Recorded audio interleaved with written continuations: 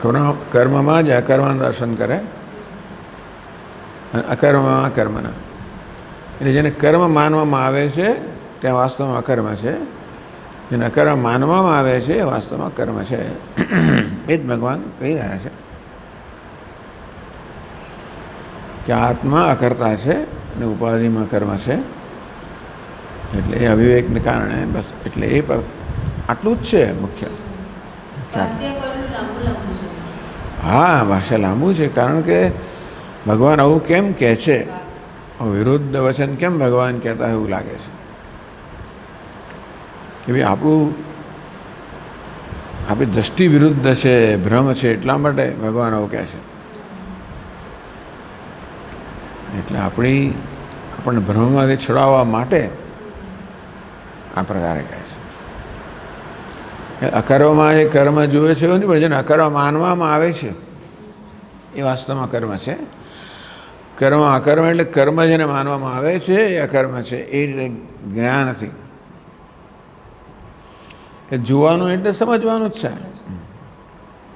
આપણે સ્વામીજી સમજીએ છીએ, બધું ખબર છે કે આમાં આપણી માન્યતા છે, ખોટી છે, ભ્રમ છે, તો પણ આપણે એમાંથી બહાર નથી આવી શકતા. એના માટે નિધિધ્યાસનની જરૂર છે. એટલે કે આપણે થોડો સમય કાઢીને આજે આપણે સમજ્યા છે ને એને મનમાં બરાબર વાગોળવું, એને બરાબર દ્રઢ સમજવું. ધીમે ધીમે આ તો આપણી ટેવને બદલવાની જરૂર છે ને. આપણામાં ટેવ જ પડી ગઈ છે કર્મ અને આત્મા કરતા માનવાની. એટલે અત્યારે ભલે આપણે બૌદ્ધિક સ્તરે કહીએ કે હું જે સ્તરે થઈ રહ્યું છે એ સ્વભાવના સ્તરે થઈ રહ્યું છે. આપણું વર્તન છે એ બધું સ્વભાવના સ્તરે થઈ રહ્યું છે. આ સમજ બુદ્ધિના સ્તરે છે. એટલે બુદ્ધિના સ્તરની સમજને ખૂબ પ્રયત્નપૂર્વક સ્વભાવના સ્તરે ઉતારવી જોઈએ.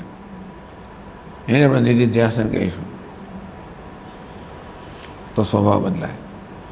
એટલે બુદ્ધિની સમજ બદલાય એટલું પર્યાપ્ત નથી. એ પહેલું પગથિયું છે. ઉદ્ધરેત આત્મના આત્માના પણ એ દ્વારા વર્તનમાં આવે. એટલે આ વર્તનના સ્તરે પરિવર્તન આવે.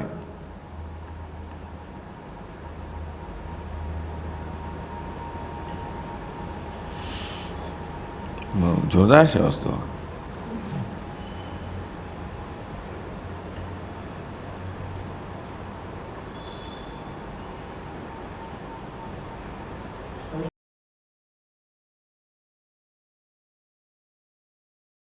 ચક્ર છે જે સમગ્ર જગતને ચલાવે છે.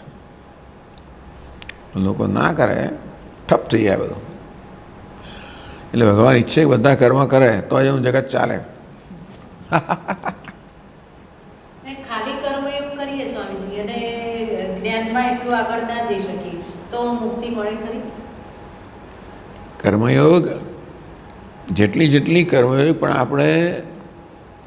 આપણે જેટલા દ્રઢ થતા જઈએ તેમ એ જ્ઞાનમાં પરિણમે. પછી કર્મયોગ તું કહે છે, કર્મ જુદી, કર્મ જ નહીં માત્ર યોગની ભાવના મનમાં હોય તો એ ધીમે ધીમે જરૂર શુદ્ધ કરીને આપણને. હા,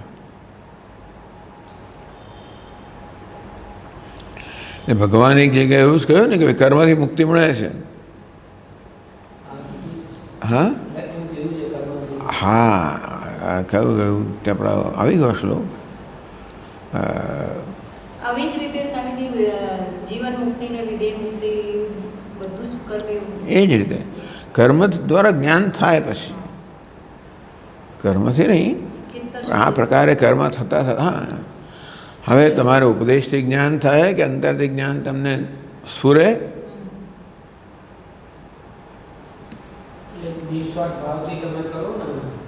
હા,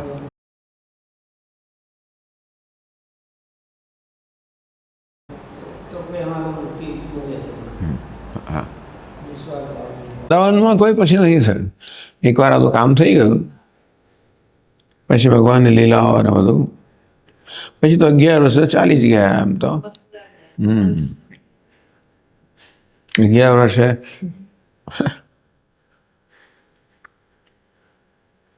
પછી દ્વારકામાં રહ્યા ને. મથુરામાં રહ્યા ને ત્યાર પછી કંસ વગેરેના થયું, બધું સ્થાપિત થયા પછી પેલો જરાસંઘ વારંવાર હુમલાઓ કરતો હતો ને એટલે ભાગી ગયા, દ્વારિકા ગયા. ઉપરથી પ્રવેશ કરે એવું કહે છે. એટલે આપણા આત્મપુરાણમાં સમજાવ્યું કે ભગવાન અહીંયા બ્રહ્મરંધ્રમાંથી પ્રવેશ કરે ને એટલે બે માર્ગ છે. એક પગના અંગૂઠાનો માર્ગ છે, ત્યાંથી પ્રાણ પ્રવેશ કરાય એટલે કે અચેતન પણ ભગવાન પ્રવેશ કરે. બે વસ્તુ છે ને આપણે જીવન. એટલે સ્વામીજી ભગવાનના દર્શન ચરણથી ઉપર સુધી કરવા જોઈએ. એ તો ભગવાનના વિગ્રહના દર્શન. હા બતાવે ને. સ્વામીજી સુષુપ્તિમાં આપણને જે આનંદ મળે છે એ જ આપણે પ્રવચન સાંભળતા મળી શકે. મળી શકે.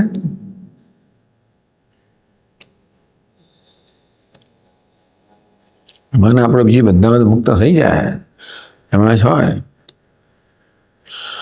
તો જે સમજ જ્ઞાનનો એક આનંદ છે ને. હા, જેમ જેમ આપણે એમ દ્રષ્ટિ મેળવતા જઈએ એમ